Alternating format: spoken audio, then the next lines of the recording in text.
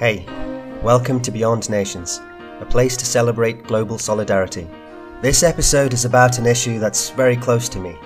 I've been working as a refugee lawyer for around 10 years and been able to meet and represent people from all over the world in their struggle to secure safety from persecution or conflict. Although I've been able to assist many individuals and families, I've always felt overwhelmed by the scale of the problem and often disheartened by knowing that there are still millions of people who are facing these problems and not getting the protection they need. One of the most tragic realities is that thousands of people who have attempted to escape conflict by reaching Europe, often in extremely difficult conditions, have drowned at sea, making the Mediterranean the world's deadliest frontier. For several years now, European governments have become increasingly hostile to these individuals and families, and have abandoned efforts to protect them. Instead, Europe has become a fortress, with the European Union barricading the frontiers and spending billions on eliminating the prospect of these people making it to Europe. The result has been that thousands of people now languish in poverty in countries at the borders of Europe, where the United Nations has reported systematic abuse and degrading treatment.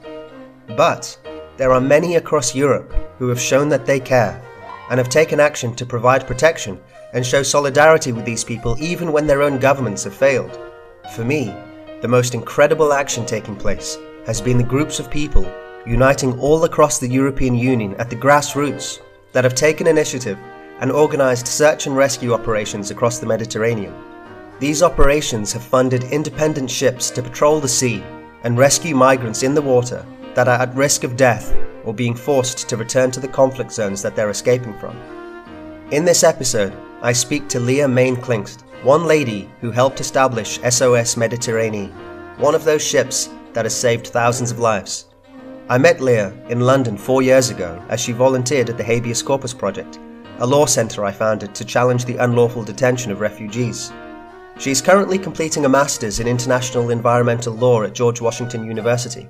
I was honoured to reconnect with her after all this time and to learn of her work with SOS Mediteranee.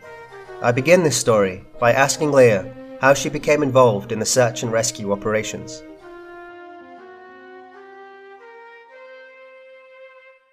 In the summer of 2014, I moved to Berlin after having spent a semester abroad studying in Hong Kong. And so I was kind of coming back to Europe after having been gone for 7 or 8 months. You know, a couple of months after this horrific shipwreck in October 2013 off the Italian island of Lampedusa, and following this shipwreck, which resulted in over 360 people losing their lives. And so I was kind of just following the news around that. There was an increase in numbers of people, you know, taking on these treacherous journeys across the central Mediterranean. And even though the Syrian conflict had been going on for a while, it kind of felt like that was coming to a head, and there was, you know, more human movement coming from Syria towards Europe. And so I was just sort of following what was going on at the time. This was something that was happening on Europe's doorstep. And I felt like sort of there were these waves of like interest coming and then just kind of going away again. And you would just see that, you know, numbers were steadily increasing, that this was sort of something that was going to stay. And I just felt like there wasn't really a coordinated response or even attention being paid to what was really happening there. And I found that quite concerning, to be honest, that just I felt that there was sort of this lack of focus on this very vast area, and that we were just not giving it the attention it really needed. Apart from this political reality of people dying across the Mediterranean, I asked Lea what motivated her to want to help.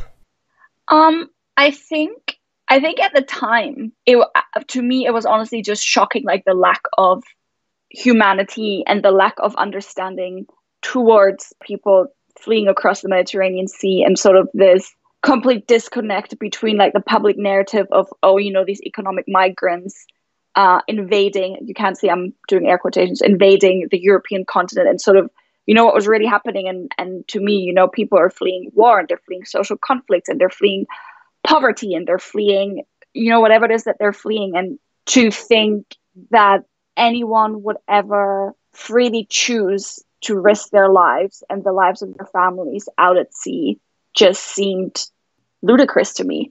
And I think as a more personal anecdote, and I think this is only something that I've actually thought about more recently, my family history is actually one of flight and refuge. My paternal grandmother and much of her family had to leave Germany prior and during World War II because of their Jewish ancestry. And my grandmother ended up coming to England. And so I think, and she went to university and she thrived and she ended up teaching at university for a while and then later on becoming a teacher and becoming a human rights activist. And I think for me to kind of, think I might not be around today if she hadn't been taken in by England. And so I think kind of that realization that their story, the story of these people crossing the central Mediterranean really wasn't that different from my own family story. I think has, in hindsight, become a big realization for me and a big motivating factor. I asked Lea to explain how SOS Mediteranee began and how did she get involved? The organization that I'm a founding member of, well, the German part of the organization, it was founded by a French-German duo. And the German initiator just so happened to be a friend of family friends. And so through our mutual family friends, I heard about his efforts. I became super interested and I just kind of reached out and said, hey, I want to get involved. How can I be of help? Do you need help? How can I be of help? And so it kind of really started from the ground up. So he got back in touch, said, yes, all support is really appreciated. And so we kind of started from there, talking to more people about it. In the first couple of months, we kind of used to meet and sit around my parents' dining room table and just have these long hour discussions with lots of people about fundraising and the logo and the political messaging and the use of imagery and all these things. And it was really a very exciting time, just kind of, discussing all these ideas and for the organization, what we were trying to achieve. And at the same time, a similar process was going on in Italy and in France. So SOS Mediteranee is a European humanitarian organization. We started out with these, so the German, the French, and Italian associations originally have since grown by another national association in Switzerland. And I think I really like that idea. Kind of, to me, the Mediterranean crossings were and continue to be a European concern. And I think it requires a European response. And so I think, over the years, while things have gotten lost in translation and, the different national associations of SOS haven't always seen eye to eye on everything, I do believe that our strength lies in recognizing and embracing kind of our shared regard for human rights and this shared belief that no one should die at sea. Actually, this whole underlying idea of SOS ties in really nicely with what you were talking about earlier on and the name of your podcast, Beyond Nations, as well. Because we all came together united by these beliefs and values. We all came from vastly different backgrounds, bring different experience to the table. And together we kind of rose above this idea of being confined and defined by our nationality and restricted by it as well. And also, we are a project beyond sort of being this humanitarian organization that conducts search and rescue. We are also a project of cross-cultural and cross-national conversation and cooperation. And we kind of, we recognize our common values and duties. And I think for me, that was also beyond sort of the human rights aspect of the work. That is something that I felt really strongly about, kind of having this European response and this European organization that went beyond just our national borders. What was the point of SOS Mediteranee? What was it trying to achieve? Well, in a practical sense, obviously, to have a boat as quickly as possible, go out to sea and save human lives. That was one aspect of it. The other aspect was to kind of operate as part of a watchdog, because starting in winter of 2013, Italy started conducting these rescue operations following that horrific shipwreck. However, that rescue operation was called Mare Nostrum. And unfortunately, that was seized about a year later after pressures from the EU and funding being cut and all these things. And so there was this gap that was left, by governments just no longer being present, conducting these rescue operations. And so apart from filling that void and filling that gap, we also wanted to operate as a watchdog and really, keep highlighting what was happening in the Central Mediterranean and keep alerting people to the fact that this was ongoing and is still ongoing. And, even though numbers have fluctuated, people continue to flee across the Mediterranean. And so I think that is a really important function that we saw as well, like taking on that role of informing the public of what was going on and holding our governments accountable for their lack of action. I asked Lea how successful the operations had been so far. We started our rescue operations in early spring of 2016. And we since then have obviously had some ups and downs. The first ship that we originally had was deflagged, that we originally chartered was deflagged twice. And so we were unable to operate for a number of months, but are now back at sea with a different ship. And since sort of beginning rescue operations, SOS alone has saved over 35,000 lives. And that is that's what this organization stands for. That's as I said, this is the core kind of mission is, to save lives. And that's sort of what has been achieved in these past few years. I asked Lea if there was any moments during this journey with SOS Mediteranee that really stood out for her or gave her motivation to carry on. For me personally, I would say there's probably two experiences. First, when our first ship at the time, so the Aquarius, conducted its first rescue operation in early 2016, and that was after over a year of planning and working, tirelessly, and kind of at the time just realizing that all the hard work and efforts were making a difference, and that we'd actually, started off with this almost crazy idea, and that we actually had managed to put that idea into reality. That was such a great moment. And then I think my second experience was being aboard the Aquarius in the summer of 2017. I spent 3 weeks on the rescue ship and just kind of getting to see our work with my own eyes. That was really, really special. And actually, one day we conducted a rescue operation and rescued a large group of unaccompanied minors from Eritrea. Most of them, came on board, didn't have shoes, barely had any clothes. All their clothes were soaked in, water or fuel. And so kind of after they had arrived on board the big ship and were registered and kind of had gone through, their first meal and everything, everyone kind of broke out into song and dance. And this sounds almost kind of cliche, but being there for that moment and, seeing the impact that the work that you're doing and the difference it makes in people's lives was really, really special for me. And I think even more so because at the time that I was on board the ship, it was a very difficult time politically.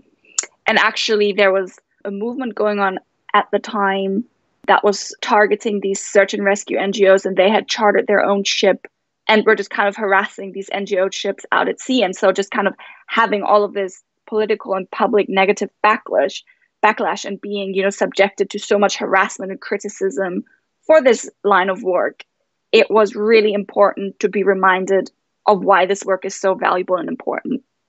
Lea had mentioned some of the difficulties that were faced by SOS Mediteranee. I asked her what her hopes were for the future. Short term, my hope is that we can return out to sea soon. A lot of the boats are currently unable to leave ports because of COVID-19. Beyond that, though, kind of this short-term hope.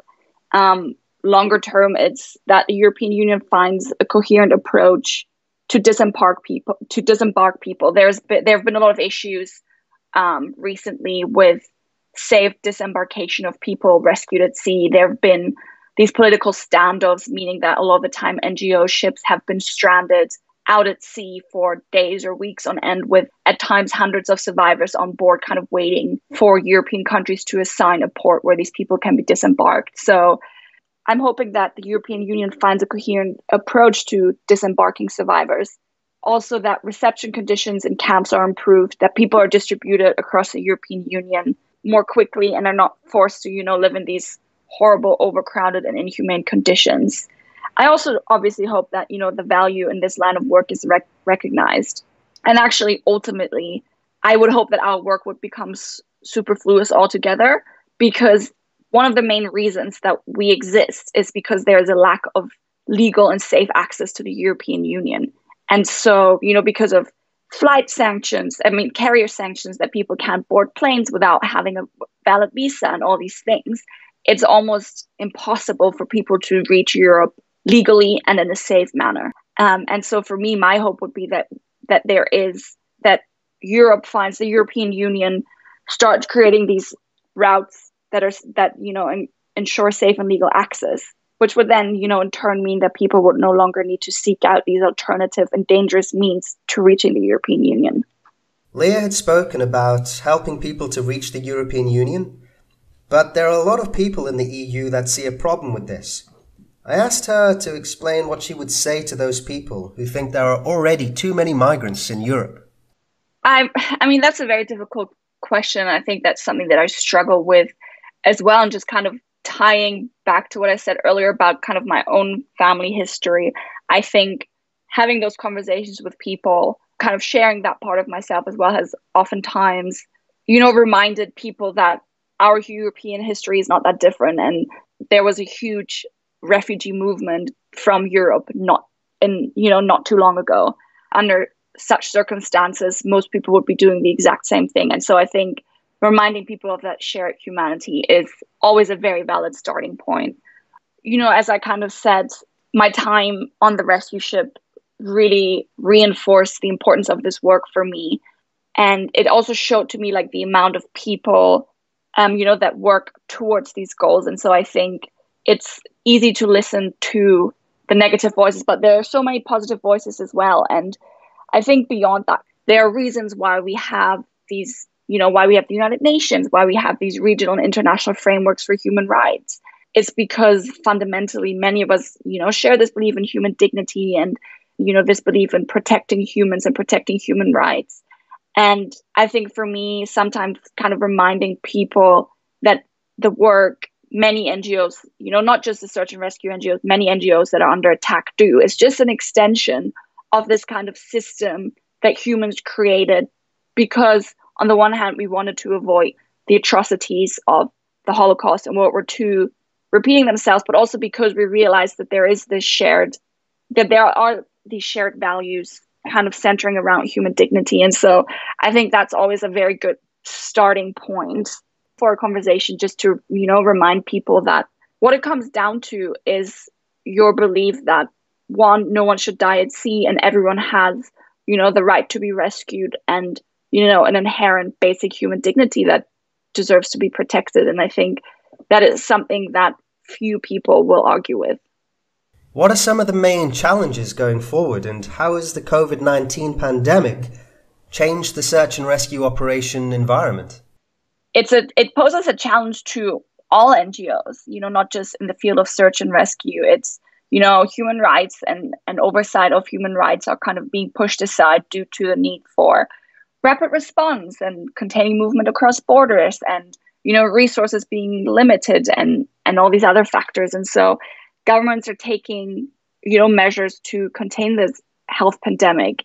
And I think this is a really difficult space for people working in human rights to navigate, because we're trying to figure out what measures really are necessary and what measures represent an overreach or are kind of, used to veil actual intentions or underlying intentions.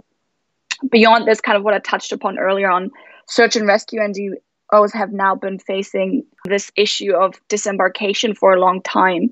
As I said, NGO ships have been stranded out at sea for days or weeks before a European port has been open to them. There's no coherent policy.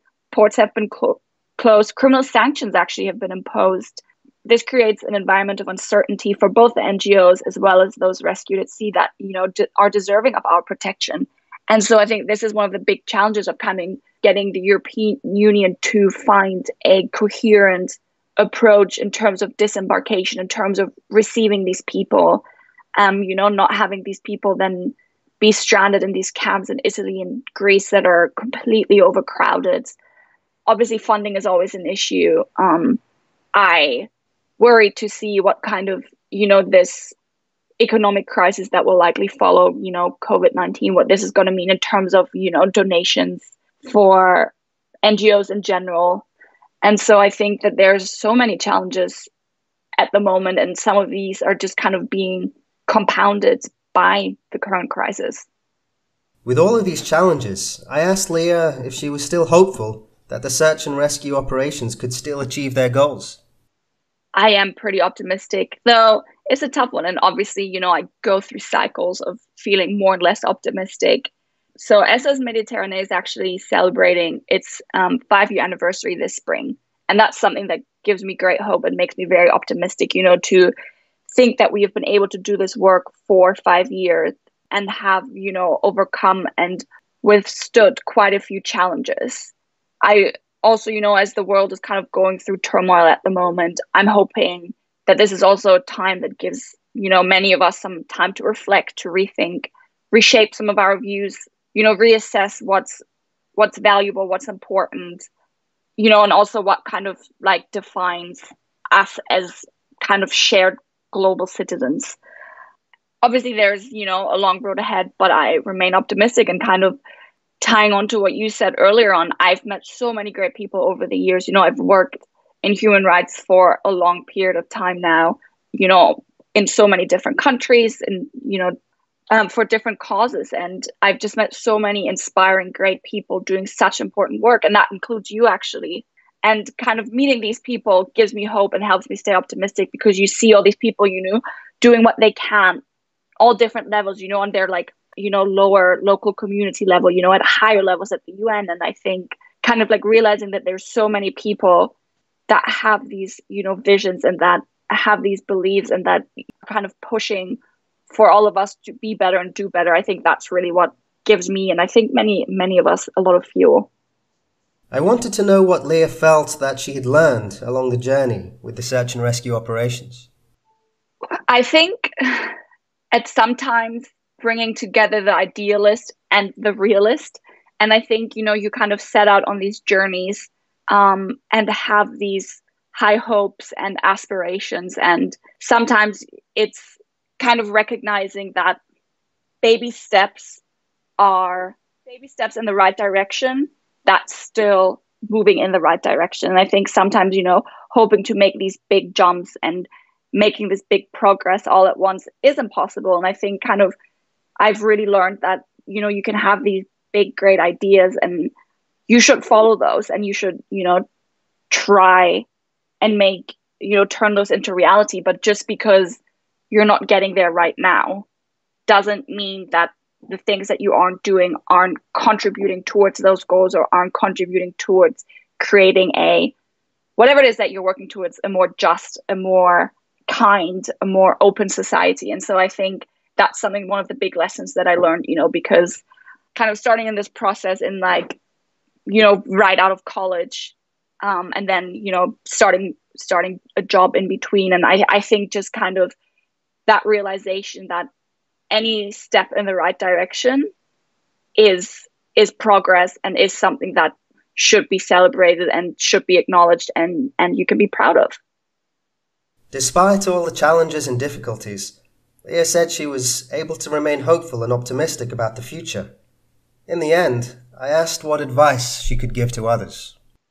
A few things. I think, first of all, I think it is really, really easy to become involved at your local level, in varying capacities. It doesn't always have to be it doesn't always have to be the big organizations. It doesn't always, even though I'm someone that's very much in favor of pushing yourself outside your comfort zone, I do also recognize that that's not easy to do. And so I think that there's so many great organizations at, your small local, in your neighborhood, that are probably doing amazing work. I was volunteering with this organization in Camden that was helping out migrant women in the local population in London, sorry. And so, I think that there are so many ways that we can help out that, will just benefit our direct community. And I think that is always a great place to start.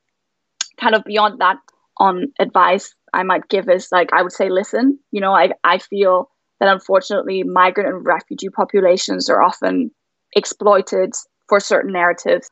So often they're stripped of their humanity and then portrayed as being kind of, as I said earlier on, air quotations, invaders, or they are portrayed as these victims in need of our help. And over the years, I've worked with, a number of organizations engaging in different aspects of working with migrant and refugee populations. And for me, the most valuable experiences have always been engaging with people directly, learning their stories, what motivates them, and hearing from them directly how you may be able to help them. These should be joint efforts, not one person telling the other what's best for them. And I think that's a very valuable lesson that I learned over the years. And kind of building on what I said earlier on, persist throughout this. I've mentioned all the negative backlash we have received over the years. And unfortunately, this is often louder than, your supporters. And at the same time, there are so many people out there that believe and see the value in, this type of work that SOS Mediteranee does, but that so many other people do. And so I would say persist and don't get discouraged.